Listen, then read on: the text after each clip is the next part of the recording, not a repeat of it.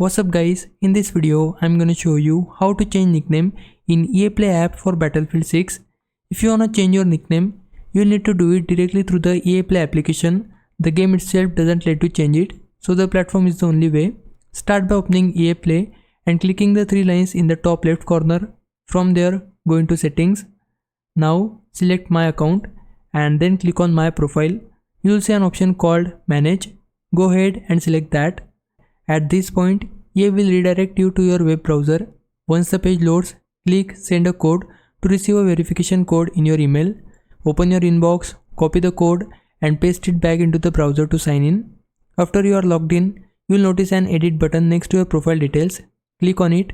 EA will ask for one more verification code just to confirm it's really you.